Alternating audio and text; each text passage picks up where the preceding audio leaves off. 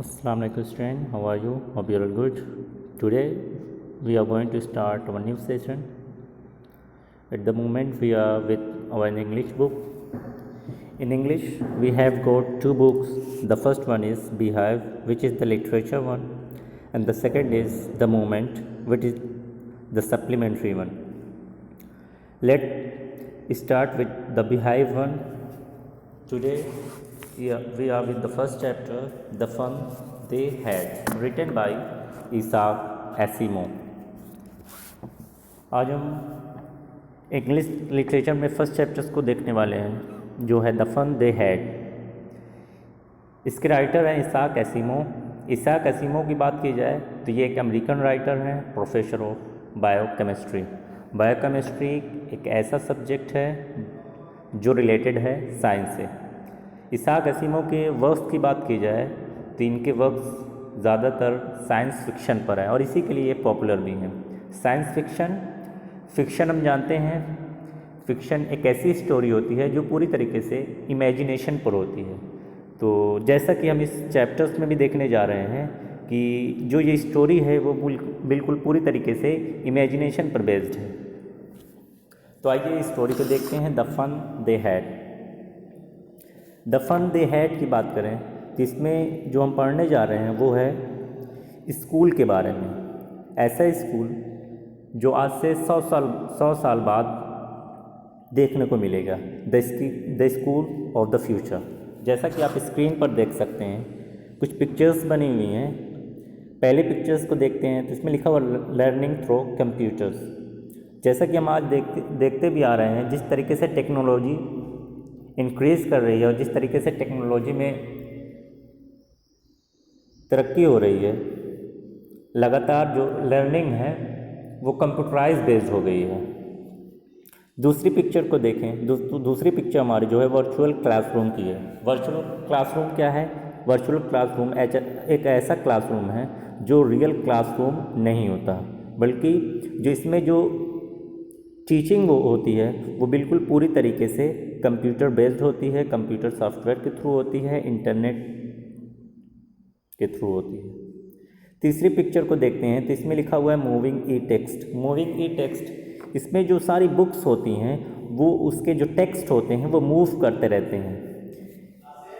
जो जिस कंडीशन की हम बात कर रहे हैं, आज से 100 ईयर्स आफ्टर की जो बात कर रहे हैं, उसमें जो टेक्स्ट हमें मिलेंगे वो मूव करते हुए मिलेंगे।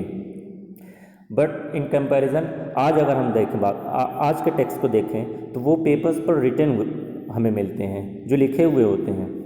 फोर्थ पिक्चर की बात की जाए तो फोर्थ पिक्चर में आपको एक रोबोट मिलेगा जिसमें लिखा हुआ रोबोटिक टीचर। रोबोटिक टीचर्स की बात की जाए तो ये एक ऐसे टीचर हैं जिसे हम इमेजिन करते हैं ये हमें आफ्टर 100 ईयर्स मिलेंगे। इन कंपैरिजन आज हम देख रहे हैं हमें ह्यूमन बीइंग्स के रूप में टीचर्स मिलते हैं। तो ये सारी चीज़ें हैं जो इमेजिन की जाती हैं कि जो फ्यूचर्स के स्कूल में पाई जाएंगी। इसमें कुछ और चीज़ है, जैसे वर्चुअल रियलिटी। वर्चुअल रियलिटी एक ऐसी रियलिटी है जो क्रिएटेड होगी कंप्यूटर सॉफ्टवेयर के थ्रू। कंप्यूटर सॉफ्टवेयर के थ्रू क्रिएट होगी, जिसमें मूविंग ई टेक्स्ट पाए जाएंगे, वर्चुअल क्लासरूम होंगे, सारी जो स्टडीज़ होगी वो घर से बैठे हुए मिलेगी।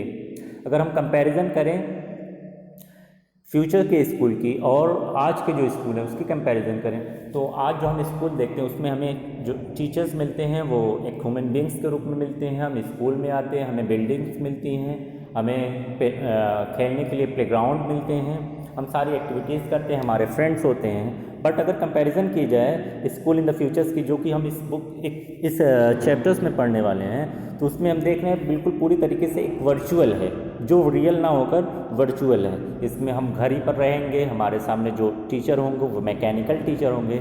यहाँ पर जो मैकेनिकल टीचर की बात हो रही है वो रियली में बात की जाए तो वो रोबोटिक टीचर को ही मैकेनिकल टीचर बोला जा रहा है। तो ये हुई इस चैप्टर्स की बात। तो आइए चैप्टर्स को देखते हैं, स्टार्ट करते हैं।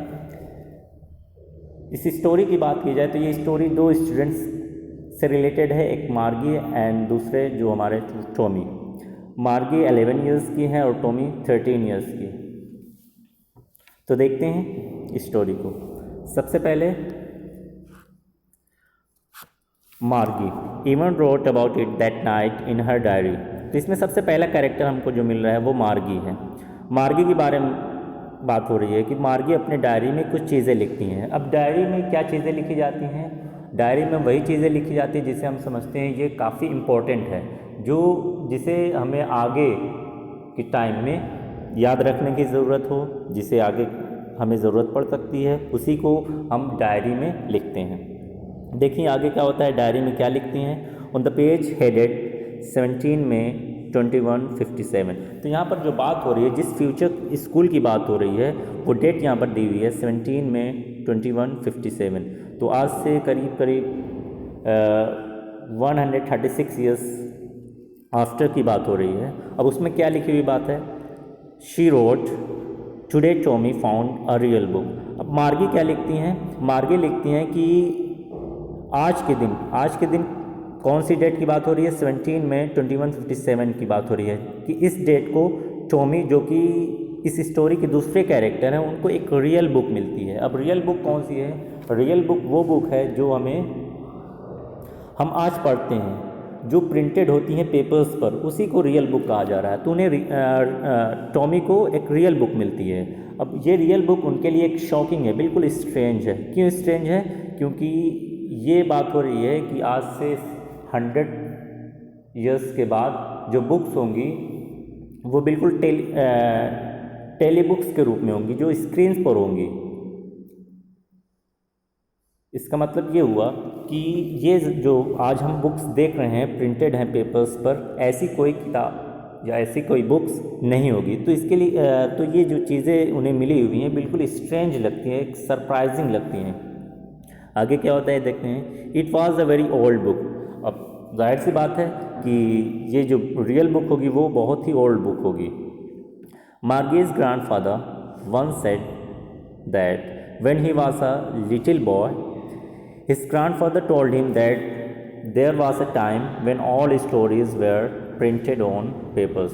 अब यहाँ पर मार्गी के ग्रैंडफादर क्या कहते हैं कि जब वो एक छोटे बच्चे थे।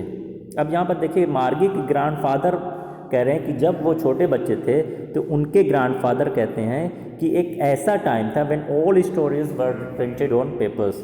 तो यहाँ पर बात समझने वाली है कि मार्गी के ग्रैंडफादर की बात हो रही है। मार्गी के ग्रैंडफादर की बात हो रही है कि जब वो छोटे थे तो एक समय ऐसा था कि सारी स्टोरीज जो होती थी वो पेपर्स पर प्रिंट की जाती थी। अब ये चीज़ें बिल्कुल उनके लिए बिल्कुल सरप्राइजिंग है, शॉकिंग है, क्योंकि उन्होंने कभी ऐसा कुछ देखा नहीं है, रियल बुक्स को कभी देखा ही नहीं। अब आगे क्या होता है?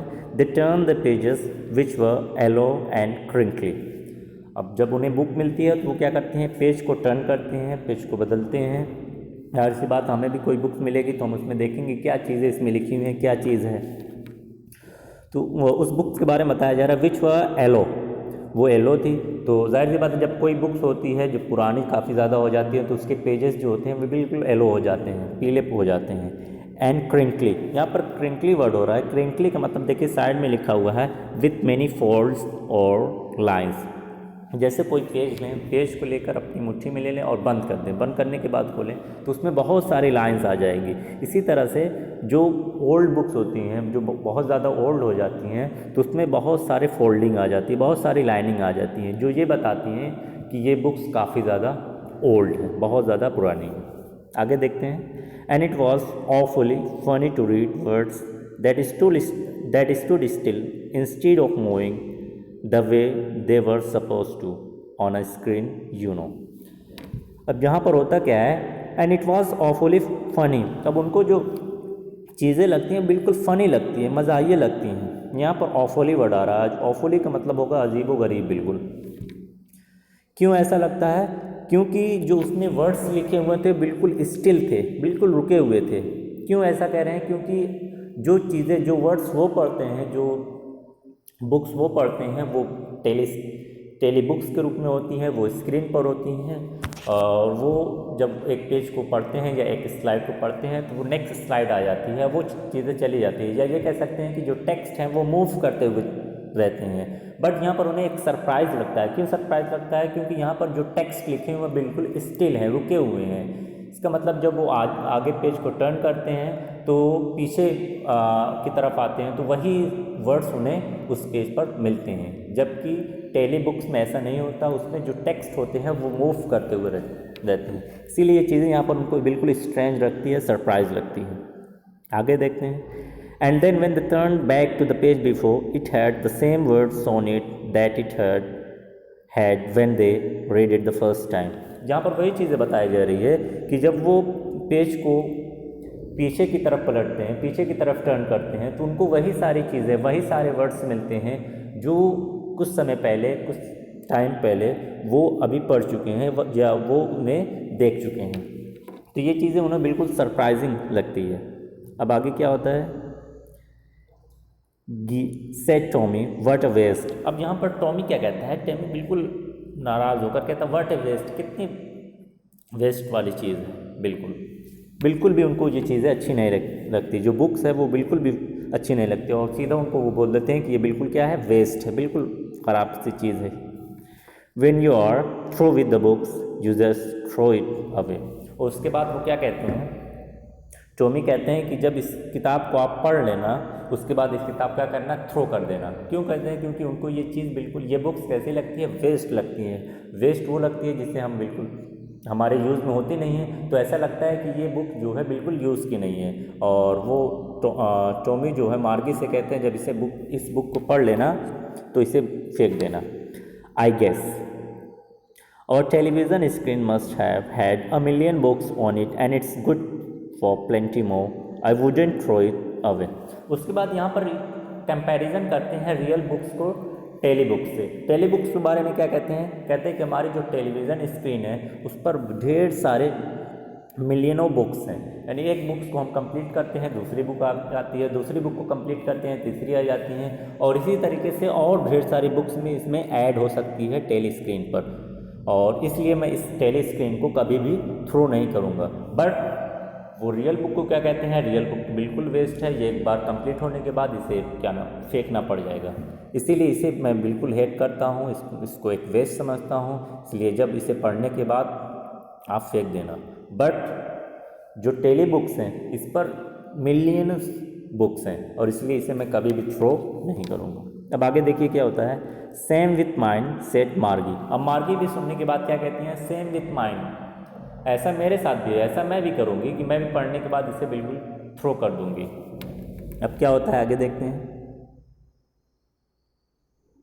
She was 11 and hadn't seen as many telebooks as Tommy had। अब यहाँ पर मार्गी के बारे में बताया जा रहा है कि मार्गी की उम्र कितनी है, उनकी एज 11 ईयर्स है, और उन्होंने टॉमी की जितनी टेलीबुक्स देखी नहीं है। क्यों, क्योंकि टॉमी 13 ईयर्स के हैं, ही वॉज 13।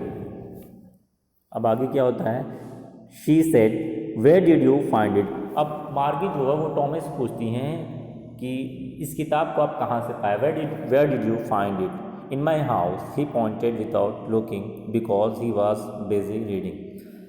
तो मार्गी जब पूछती हैं टॉमी से, तो टॉमी क्या कहते हैं कि इस किताब को मैं अपने हाउस में, अपने घर में पाया हूँ। और जब वो बता रहे थे उस समय वो बिजी थे, और ऐसे में वो पॉइंट आउट करते हुए बताते हैं इन द एटिक। अब यहाँ पर देखिए एक वर्ड आ रहा है एटिक। एटिक का मतलब ये समझिए कि स्टोर रूम। तो यहाँ पर जो बुक उन्हें मिली है वो उनके घर के स्टोर रूम से मिली हुई है। अब नेक्स्ट क्वेश्चन मार्गी पूछती हैं टॉमी से, क्या व्हाट्स इट अबाउट, ये किसके बारे में, ये जो बुक आपके स्टोर रूम से मिली हुई है ये किस चीज़ के बारे में है। तो टॉमी क्या कहते हैं, इट इज़ अबाउट स्कूल, ये स्कूल के बारे में है। नेक्स्ट देखते हैं मार्गी का क्या रिएक्शन होता है। तो आज की क्लास को हम यहीं पर कंप्लीट करते हैं, यहीं पर ख़त्म करते हैं। ओके, अस्सलाम वालेकुम।